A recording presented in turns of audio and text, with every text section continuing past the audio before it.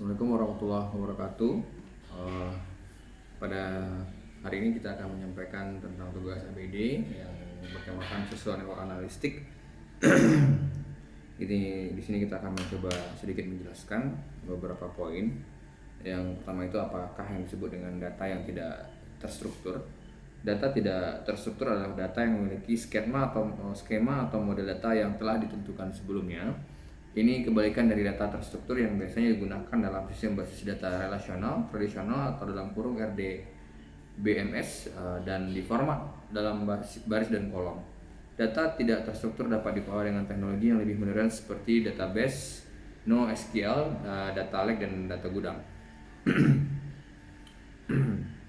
Semua file media, dokumen, dan email yang disimpan organisasi Anda di luar database yaitu data yang tidak terstruktur. Sebagian besar data yang dibuat oleh bisnis Anda setiap hari tidak terstruktur, dan kegagalan untuk menangkap dan menganalisisnya merupakan peluang yang terlewatkan secara signifikan. Data tidak terstruktur dapat memberikan konteks tambahan penting yang meningkatkan akurasi keseluruhan analitik Anda dan keputusan bisnis yang Anda buat berdasarkan data yang telah dikumpulkan. Bagaimana data terstruktur berbeda dari data terstruktur? Mesin basis data rasional tradisional mampu mengekstraksi wawasan dari data yang dipesan dengan cermat dikandung atau data terstruktur, namun ini membutuhkan biaya pengaturan konfigurasi kompleks yang berpotensi membatasi opsi untuk perubahan di masa datang. Database spesialis tidak terstruktur menyediakan cara untuk menyimpan, mengelola, dan menanyakan aset digital apapun.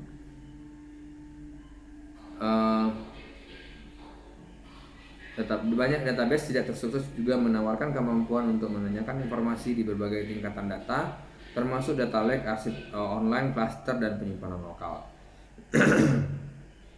Apa tantangan dalam mengelola dan menyimpan data tidak terstruktur?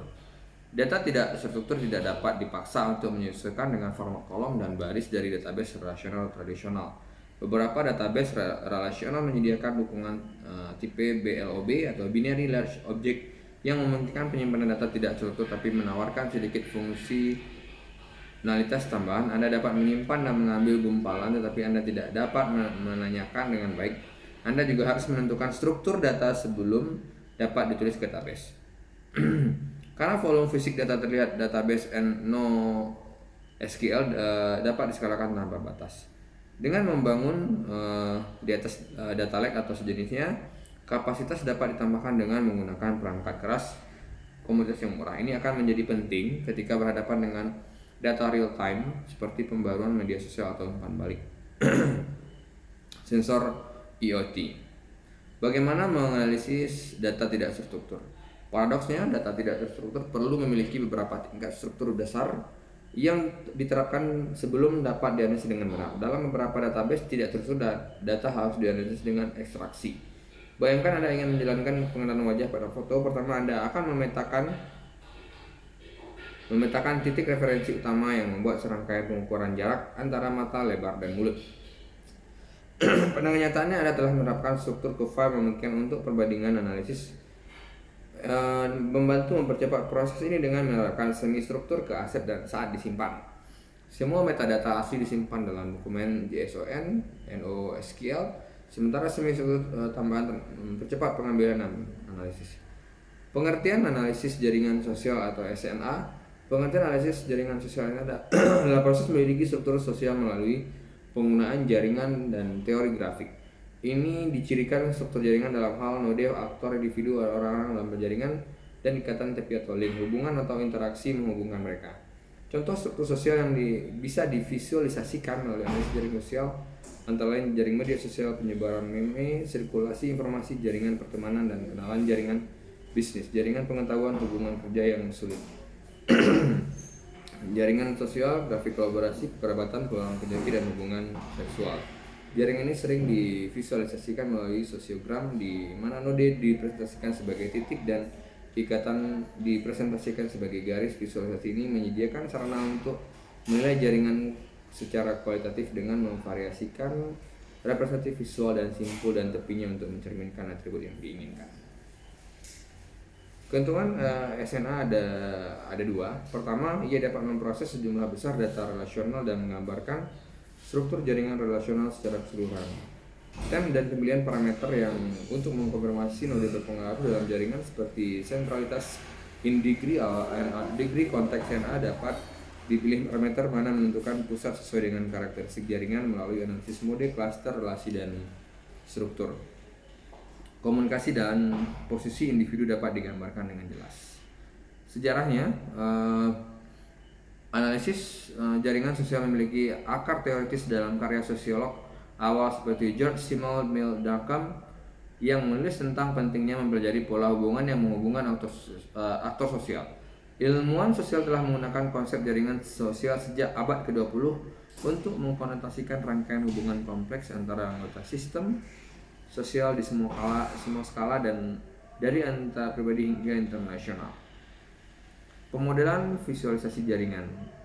Representasi visual jaringan penting untuk memahami data jaringan dan menyampaikan hasil analisis. Banyak mode visualisasi untuk data yang dihasilkan oleh analisis jaringan sosial telah disajikan. Banyak perangkat lunak analitik memiliki modul untuk memvisualisasikan jaringan. Eksplorasi data dilakukan dengan menampilkan simpul dan ikatan berbagai tata letak dan menghubungkan warna, ukuran, dan properti lanjutan sama lainnya ke simpul.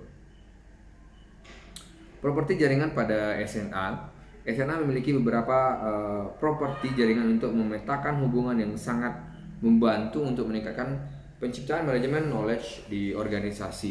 Itu menurut Alam Shah tahun 2013. Adapun beberapa properti jaringan pada SNA antara lain nodes, edge, average, degree, diameter, dan average path length. Yang pertama, merepresentasikan posisi yang dimiliki oleh aktor yang berada dalam network menurut Henneman and Riedel tahun 2005. Edge merefleksikan hubungan antar aktor dan entitas yang terjadi dalam network.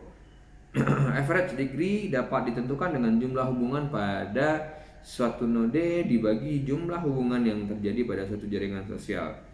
Ini menurut Al-Hajj dan Rockne di tahun 2018. Diameter adalah jarak terjauh antara dua node yang berdekatan. Jackson di tahun 2008. Average patch length rata-rata jarak geodesi atau rata-rata jalur yang dilewati oleh tiap node ke node lainnya. Jackson tahun 2008.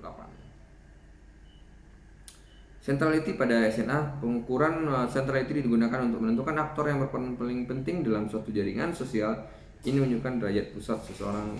Menurut Mincer dan Newidoma tahun 2012 terdapat 4 pengukuran centrality, yaitu degree centrality, between centrality, across centrality, dan eigenvector centrality.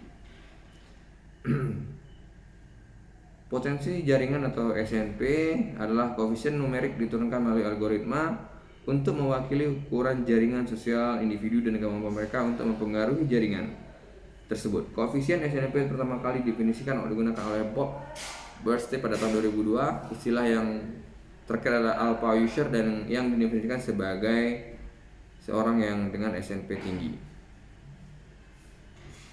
Koefisien SNP memiliki dua fungsi utama: klarifikasi individu berdasarkan potensi jaringan sosial mereka dan pembobotan responden dalam studi riset permasalahan kuantitatif. Aplikasi praktis analisis jaringan sosial digunakan secara luas dalam berbagai aplikasi dan disiplin ilmu. Beberapa aplikasi jaringan yang termasuk dalam agregasi dan penempatan data, pemodelan propagasi jaringan, pemodelan dan pengambilan sampel jaringan, analisis atribut dan perilaku pengguna, dukungan sumber daya yang dikelola komunitas, analisis dan interaksi berbasis lokasi, berbagi dan penjaringan sosial, pengembangan sistem pemberi rekomendasi dan diprediksi tautan dan resolusi entitas. Aplikasi keamanan, analisis jaringan sosial digunakan dalam kegiatan intelijen, kontra intelijen, dan penegak hukum.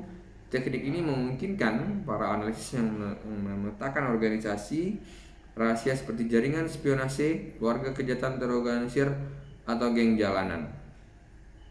Aplikasi analisis tekstual, korporat tekstual dapat diubah menjadi jaringan dan kemudian analisis dengan metode analisis jaringan sosial. Dalam jaringan ini simpulnya adalah aktor sosial dan tautannya adalah tindakan. Ekstraksi jaringan ini dapat diotomatisasi dengan menggunakan parser. aplikasi internet, analisis jaringan sosial diterapkan yang memahami perilaku online oleh individu, organisasi, dan antar situs web.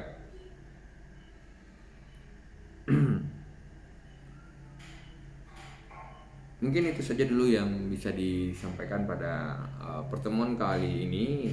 Kita membahas tentang social network analytics. Mohon maaf apabila ada kesalahan dalam penyampaian. Wabillahi taufik wa hidayah. Wassalamualaikum warahmatullahi wabarakatuh.